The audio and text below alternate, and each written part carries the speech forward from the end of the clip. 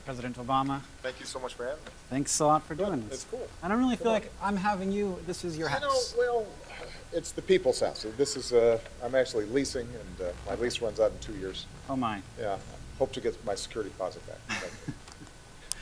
I think you've treated it fairly well. It looks okay. I'm only going to get one shot at this. I don't think I'm going to get a lot of chances to interview the president, so I'm going to jump right in. Let's do it. Start grilling you.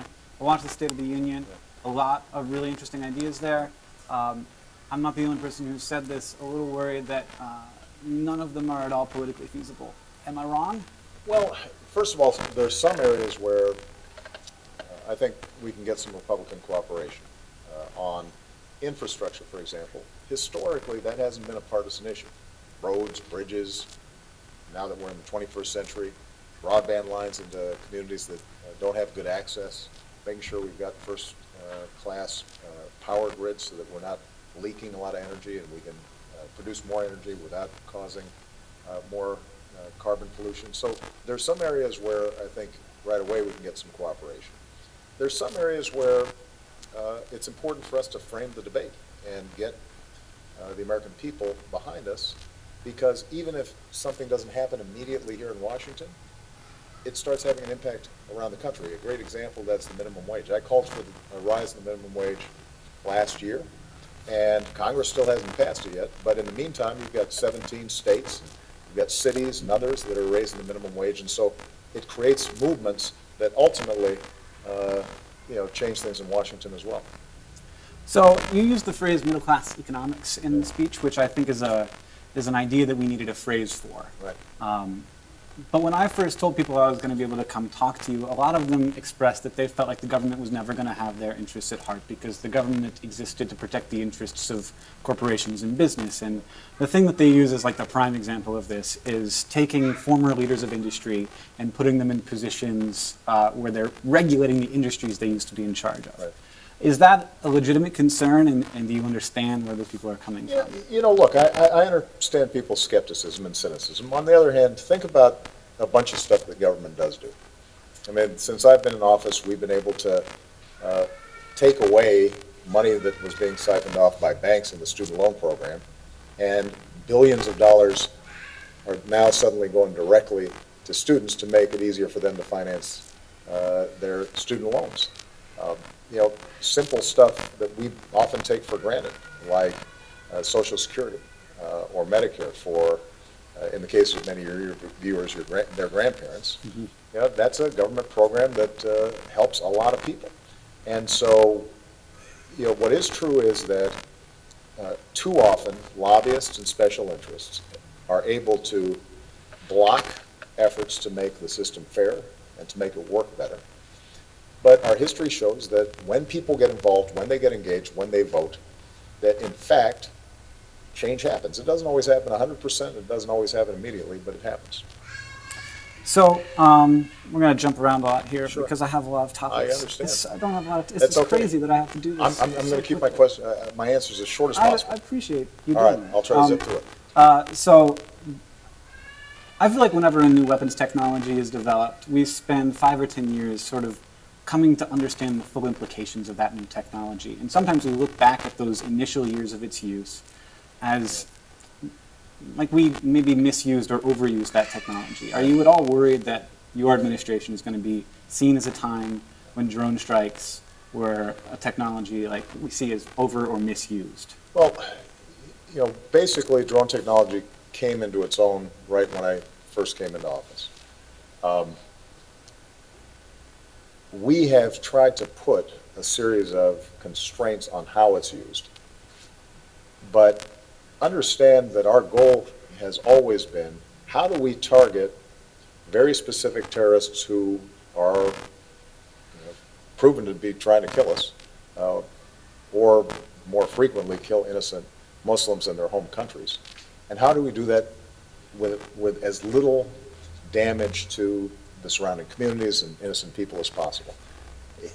Part of what is really tough for me as Commander-in-Chief is the fact that any kind of war is damaging. Any kind of war results in casualties. And in fact, the sort of damage that may have taken place with a drone strike is always significantly less than if I ordered a raid into a village where a high-value terrorist target was. So you take the bin Laden operation in Pakistan, for example, probably as successful and as effective operation as we could have imagined. Well, there were some people killed in that operation. And the truth of the matter is that anytime we're going after terrorists who are embedded in communities, there are dangers there. But I think it's entirely legitimate to say that as new technologies develop, we have to make sure that we step back and say, do we have a legal framework and a set of controls on it? Because I think what people worry about is that it's a little more antiseptic than when we send troops in, that it may seem as if there's no cost to it. And we've tried to do that, and I think there have been some lessons learned, and occasionally there have been mistakes that have been made, and nobody grieves over that more than I do, but it's something that we take very seriously, and I would argue that today's technologies can enable us to defend ourselves, causing less damage to those communities than in the past.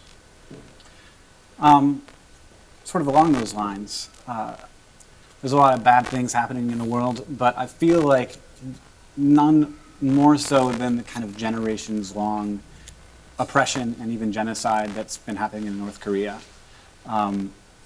We recently, implemented new sanctions against North Korea because of a cyber attack against us.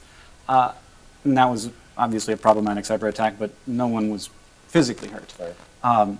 I was surprised to find that there were any sanctions that we could sanction that hadn't been sanctioned yet. Like how was there anything left? And I feel like as the strongest nation in the world, it feels wrong that such injustice could exist in the world. Well, North Korea is the most isolated, the most sanctioned, the most cut off nation on earth. And the kind of authoritarianism that exists there, you almost can't duplicate anywhere else. It's brutal and it's oppressive, and as a consequence, the country can't really even feed its own people. There aren't that many sanctions left. I mean, we keep on trying to ratchet it up a little bit higher. Over time, you will see a regime like this collapse. Our capacity to affect change in North Korea is somewhat limited because you've got a 1 million-person army, and they have nuclear technologies and missiles. That's all they spend their money on, essentially, is on their war machine.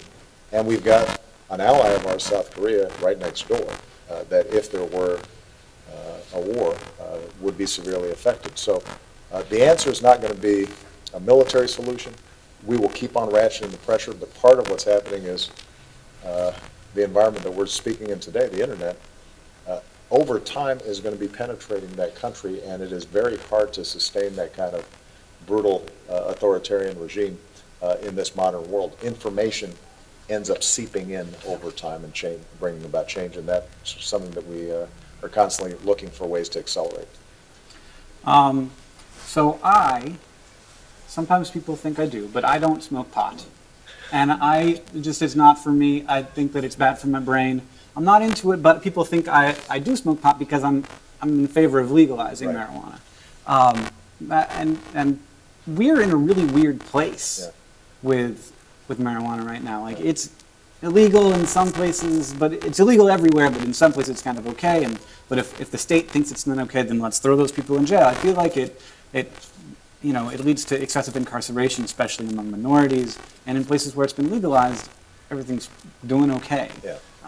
How do we move forward out of this legal gray area weirdness? Well, what you're seeing now is Colorado, Washington, through state referendum, they're experimenting with legal marijuana. The position of my administration has been that we still have federal laws that classify marijuana as an illegal substance, but we're not going to spend a lot of resources trying to turn back decisions that have been made at the state level on this issue. My suspicion is that you're going to see other states start looking at this. What I am doing at the federal level is asking my Department of Justice just to examine generally how we are treating nonviolent drug offenders. Because I think you're right. What we have done is, instead of focusing on treatment, the same way we focused, say, with tobacco, or drunk driving, or other problems where we treat it as a public health problem, we've treated this exclusively as a criminal problem. And I think that it's been counterproductive, and it's been devastating in a lot of minority communities. It presents the possibility, at least, of unequal application of the law, and that has to be changed. Now, the good news is that we're starting to get some interest among Republicans as well as Democrats in reforming the criminal justice system. We've been able to initiate some changes administratively, and last year you had the first time in 40 years where the crime rate and the incarceration rate went down at the same time. I hope we can continue with those trends because there's just a smarter way of dealing with these issues. Well, we're almost out of time here, but I have brought a little something for you. What do you got? I'd like you to sign. So this is a picture of me holding a receipt from my pharmacy. I have a chronic condition. It's a very fetching picture. Well, thank you. And it's expensive to manage, but before I had insurance, I could not take this medication. It's about $1,100 a month, and that is a receipt showing being $5 a month. So Obamacare has worked for me. Obamacare has worked, So, and thanks for that. that makes me feel good. Hank, your story is the story of so many people around the country. You've been managing a chronic disease, so you, I think, are probably more attuned to the dangers of not having health insurance. Yeah. A lot of young people who are your viewers, they don't have a chronic disease, so they think, why do I need it? Until something happens. And I hope that people have started to become aware, now that we've got a year under our belt. Overwhelming majorities of people are satisfied when they get coverage through Obamacare, the Affordable Care Act. It typically costs less than your cell phone bill or your cable bill. It gives you peace of mind. And I want to encourage everybody who hasn't at least looked at it to go to healthcare.gov. As you know, we had some bad hiccups initially in terms of the website, but now the website works really well. It does. And it's really fast, and there's no wait, so everybody who's watching, make sure that you try it out. Keep watching the live stream, though, but then afterward, maybe go look at it. All right. Thanks, Hank. Yeah, thank you. I'm really proud of what you're doing, and thanks to everybody who watches all the great stuff that you're putting on the web. Thank you very much. All right. Appreciate you. Thanks.